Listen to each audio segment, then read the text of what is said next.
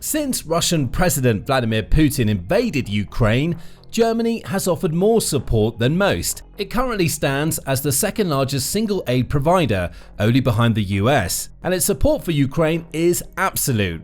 But now it's planning to do more, much more. Germany is about to screw Russia harder than ever with a new military aid package that will have Putin shaking in his boots. And it's not just money that's making its way to Ukraine. Germany plans to enhance Ukraine's long-range strike potential to the point where no target inside Russia itself will be ever safe again. That's according to United 24 Media, which reported on June 12 that Germany plans to provide a massive $10.4 billion in military support to Ukraine in 2025. Partial confirmation came courtesy of German Defense Minister Boris Pistorius in comments he made to the press following a meeting with Ukrainian President Volodymyr Zelensky in Ukraine. "We plan to provide €9 billion to support Ukraine," Ukrinform quotes Pistorius as saying. Pistorius also noted that this figure is much higher than Germany's original plans for 2025. Pistorius pointed out that Germany's original plan was to deliver $4.61 billion to Ukraine for the year. Later, that was changed to $8.08 billion. And now, Pistorius says, "And we want to add another €1.9 billion, but this has not yet been finally decided." That suggests that the extra money that would boost Germany's aid to $10.4 billion for 2025 isn't set in stone yet. However, the fact that Pistorius is sharing this new figure with the press in front of Zelensky suggests that the increase in aid is practically a done deal. Germany just needs to cross some I's and dot some T's on the political front, and Zelensky will have even more German cash he can use to wreak havoc against Putin and his invading Russian forces. But it's not just the money that's the headline here, it's how that money is going to be used. Germany is holding back on providing too many details about any specific weapon systems it intends to send to Ukraine. That's now a matter of policy, as stated by German Foreign Minister Johann Wadephul back in May. DPA, the German press agency, quoted Wadephul as stating, "We will not make any statements on certain combat systems," when he visited Portugal earlier in the month. That's wise. The more Russia knows about the weapons system Germany intends to send as part of this new $10.4 billion package, the better it can prepare its defensive systems to counter those weapons. But one thing that's known for certain is that a portion of the money Germany has just committed to Ukraine will be used to help Zelensky and his troops develop and procure more long-range weapons. United 24 says that Germany will serve as a direct participant in both the production and acquisition of these types of weapons, based on Ukraine's specific needs. "They must be available soon," Pistorius said when announcing the new aid package. "And we must ensure the financial resources are in place so the Ukrainian armed forces can procure the necessary materials." That's how Germany is really screwing Putin. And Russia's president already knew that it was coming. Germany's commitment to helping Ukraine get its hands on more long-range weapons was solidified toward the end of last month. On May 28, The Guardian published an article noting that Germany and Ukraine had made a deal on future military cooperation that would see Germany help to fund the production of long-range missiles on Ukrainian soil. Germany's Chancellor, Friedrich Merz, said at the time, "Our defense ministers will sign a memorandum of understanding today regarding the procurement of Ukraine-manufactured long-range weapon systems." The exact contents of the deal remain unknown. Based on the structure of the military aid Germany is sending and the repeated use of the word procurement, Germany could be taking one of two approaches. First, it might use the money it's committed to Ukraine to buy the raw materials and components Ukraine needs to build its long-range missiles domestically. Second, Ukraine might handle the entire manufacturing process itself, with Germany then purchasing the missiles Ukraine builds before gifting them back to Ukraine for use against Russia. Either way, the outcome is the same. Thanks to Germany, Putin now has to deal with a greater long-range threat against Russian territory than ever before. Still, there's one small bright spot in this cavalcade of bad news for Putin. The long-range weapons Germany is going to help Ukraine acquire don't include Germany's own Taurus missile. That's according to United 24, which says that Pistorius clarified during his announcement that the Taurus won't be part of any of the aid that Germany sends to Ukraine. That's good news for Putin. Germany's Taurus is a powerful long-range missile that would represent a substantial upgrade over the ATACMS and Storm Shadow missiles Ukraine is already using to strike Russia. At least, it's an upgrade when it comes to range. Taurus can travel over 310 miles, according to Army recognition. That's close to double the 186-mile range of the US-made ATACMS and exactly double the range of the 155-mile Storm Shadow. Taurus is also dangerous because it features Germany's terrifying two-stage Mephisto warhead. Weighing 1,060 pounds, that warhead is equipped with layer counting and void sensing technology that allows it to penetrate Russia's hardened defenses before navigating to a location where it can cause maximum damage before it detonates. For instance, let's say Ukraine wanted to strike a Russian ammunition depot located in a multi-story building. The Mephisto warhead is capable of penetrating that depot's hardened roof in its first stage before it breaks through the various stories until it arrives at the ammo depot itself. Then it explodes, causing maximum damage. Make no mistake about it, Putin is bound to be quite happy that this powerful German missile isn't making its way into Ukraine. However, he'll likely be far less pleased about what this latest announcement means for his invasion. Ukraine just got a lot stronger. Even worse for Putin is that Germany's $10.4 billion aid package comes on the back of the country having shown unwavering support for Ukraine since Putin launched his invasion. This was touched upon during the introduction to this video, noting that Germany is only behind the United States when it comes to the individual countries that have donated the most money to Ukraine. Germany's Federal Foreign Office provides more details. It says that the country's contributions to Ukraine as of April 30, 2025 amounted to almost 48 billion euros, which is equivalent to $55.35 billion. That was before Pistorius made his announcement. With more than $10 billion being added to that aid, that brings Germany's total contributions up to about $65.75 billion. That's $10 billion more than Germany spent on its own military in 2022, according to Statista. And it shows that Germany is getting serious about putting its money to good use to ensure Ukraine is capable of defending itself against the Russian threat. Germany's massive contributions to Ukraine are a sign that Putin's invasion has awoken a European military giant. We dug into Germany's military rebirth in detail in a May 29 video, so check that out to find out how Germany is responding to Putin's aggression beyond providing aid to Ukraine. Back to the aid Germany has already provided to Ukraine. The Federal Foreign Office offers more information.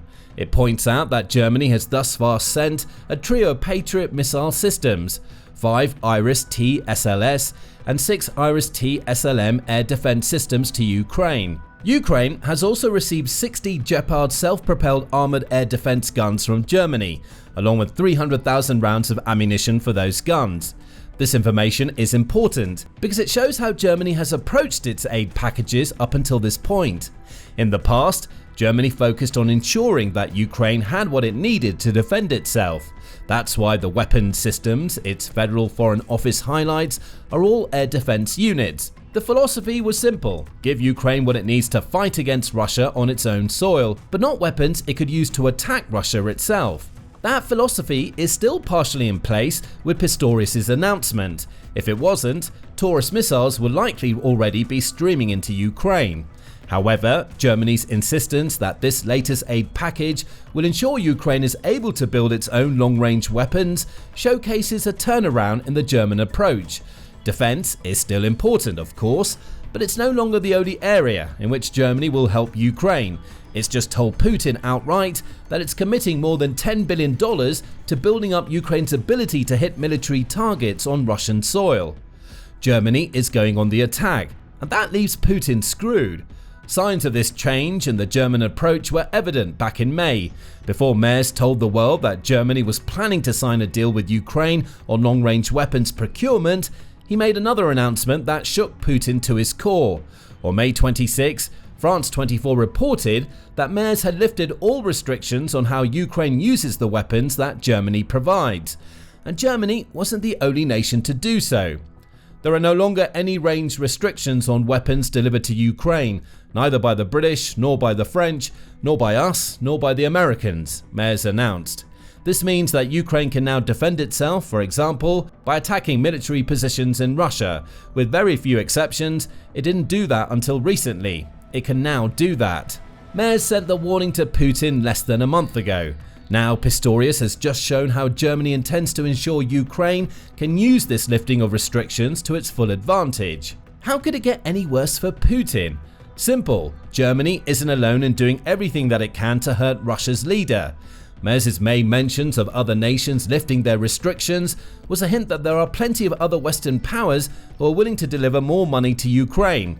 The UK is one of them. According to RBC Ukraine, the UK has announced that it will provide a record-breaking $472 million aid package to Ukraine centered around drones. That package will enable Ukraine to procure 100,000 more unmanned vehicles it can use in its fight against Russia. That package adds to the $6.9 billion the UK has committed to Ukraine for 2025 alone, a $334 million portion of which is going to be dedicated to provide training for Ukraine's troops. In other words, as Germany gets more directly involved in Ukraine's long-range capabilities, the UK is mirroring that direct involvement on the ground. The rest of Europe is also stepping up. Belgium has announced that it will provide annual military assistance to Ukraine of $1.15 billion until 2029, according to some sources. The Netherlands recently announced a new $461 million package that includes naval drones, patrol boats, and a mine hunter. Norway has also committed to sending over $800 million that Ukraine can use to purchase and manufacture drones. Sweden is pushing over $500 million into a program designed to help Ukraine procure more artillery ammunition.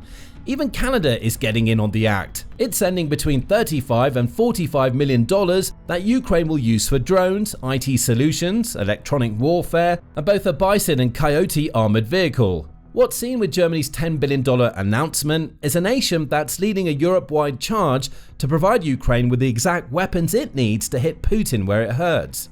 And speaking of Europe, there's another way that Germany is helping Ukraine. It's going to invest heavily alongside the European Union, or EU, to fund several other Ukrainian projects. On June 11, United 24 Media reported that the EU and Germany have collectively announced a new $20.7 million funding package for Ukraine's Energy Efficiency Fund. Germany is going to contribute about $5.7 million of that $20.7 million package, showcasing that Ukraine's future is on the collective German mind. Announcing the package, EU Ambassador to Ukraine, Katarina Matanova, said, "We're also allocating more funding for investments and technical assistance. Thanks to good resource management, we support the fund's work and are coordinating with donors regarding future support." That $20.7 million may seem like small fry, especially when compared to Germany's $10.4 billion package. However, it's the purpose of this joint EU and German aid that sends another message to Putin. Germany isn't just looking toward Ukraine's present. With its EU cooperation, it's also telling Putin that it's committed to ensuring Ukraine's future doesn't involve Russian rule. Germany is looking at life after the Ukraine war, which Putin should take as a sign that the military support Ukraine is receiving right now isn't going to stop. Germany is in this for the long haul, and there's a very good reason why. Germany believes that Russia now represents a huge threat to Europe's collective future. In June alone, several prominent German officials have emphasized that Europe needs to do everything that it can to fight against this threat.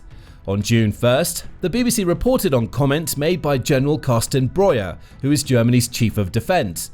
Breuer told the BBC that Russia is building up its forces to an enormous extent, which supposedly includes moves it's making to build up to 1,500 main battle tanks per year.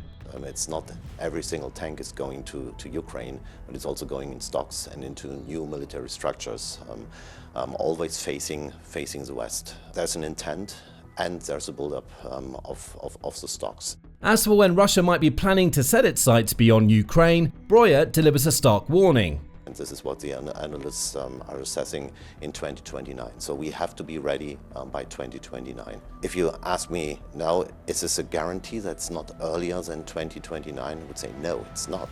So we must be able to fight tonight. This shows exactly how Germany now views Russia. It believes that Putin is planning a new assault on a NATO-aligned nation at some point during the next 4 years. And if he's not ready yet, he's at least going to start testing NATO's resolve. That's according to Bruno Karl, who's the chief of Germany's Federal Intelligence Service. There are people in Moscow who no longer believe that NATO's Article 5 works, and they would like to test it, Karl said in a podcast interview in early June. They don't need to send tanks for that. Karl adds when referring to these tests, they just have to send little green men to Estonia to defend the allegedly oppressed Russian minority. The little green men statement refers to the unmarked soldiers Russia sent into Ukraine during Putin's first campaign of aggression back in 2014. These soldiers organized separatist forces inside Ukraine and were essentially Putin's way of operating inside Ukraine while giving himself plausible deniability. Germany now believes that Putin will fall back on this blueprint before he launches a full-scale war against a NATO nation. The little green men go into a country and cause havoc. Later, the full invasion starts. Putin did it in Ukraine. Germany says that he's getting ready to do it again, perhaps in Estonia or one of the other Baltic nations. These comments lend more context to why Germany is now ramping up its aid delivery, and specifically why it's going to support Ukraine in developing more long-range weapons. Right now, Ukraine is the only line of defense against Putin's expansionism. That means Ukraine needs to be kept strong. It also needs to be given everything it needs to do as much damage to Russia as possible. After all, every long-range strike Ukraine can carry out is a direct shot against Putin as he plans for a future invasion of another European nation. At least that seems to be Germany's perspective. The other reason Germany has chosen to spend another $10.4 billion on Ukraine is that it believes there is no chance that Putin will agree to any sort of ceasefire. Pistorius himself has made this clear, with Politico reporting back in May that Germany's defense minister believes that Putin is simply dangling a possible peace deal in front of Ukraine and the US as he's continuing to play for time with lip service. Pistorius added, "One has to say that Putin still does not appear to be seriously interested in peace or a ceasefire, at least not under conditions that are acceptable to others. I hear the words, I hear the statements, but in the end I stick to my approach of saying I no longer judge words, only deeds and actions." And Putin's deeds and actions have shown Germany that he isn't going to stop. Just a couple of weeks after Pistorius made his remarks, delegates from Ukraine and Russia met in Turkey for their first face-to-face confrontation since the early months of Putin's invasion. They were supposed to discuss a ceasefire. Instead, the meeting only produced an agreement on a prisoner swap, with a ceasefire seemingly no closer now than it was at the beginning of 2025. Putin showed then that he's all talk and no action when it comes to peace. That doesn't mean Russia's leader is taking no action at all. In recent weeks, Russia's attacks on Ukraine cities have intensified. On June 10, the BBC reported that Putin carried out a record number of drone strikes in May, sending over 4,000 unmanned aerial vehicles into Ukraine. Compare that to the 818 drones Russia sent in August 2024, the 1,410 it sent in September, and the 2,000 Russian drones that attacked Ukraine in October, and the pattern becomes clear. For all of the talk of a potential ceasefire, Putin just seems to be sending even more drones into Ukraine cities. He's escalating. Between June 1st and June 10, the BBC adds, Ukraine says that Russia has sent 256 projectiles every 24 hours into Ukraine, which adds up to over 2,500 during the first 10 days of the month. Actions speak louder than words, as Pistorius says, and Putin's actions are telling us that peace is the furthest thing from his mind.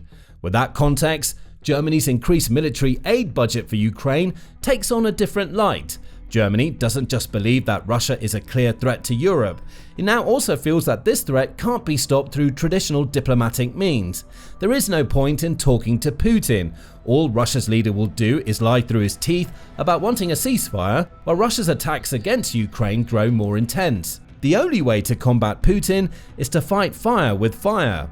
By giving over $10 billion that will enable Ukraine to develop more long-range missiles it can use to hit Russia on its own territory, Germany is doing just that. It's ensuring Ukraine can take the war to Putin so that Russia's leader gets a taste of the havoc he's wreaking with his drones and missiles. Now, Putin is screwed.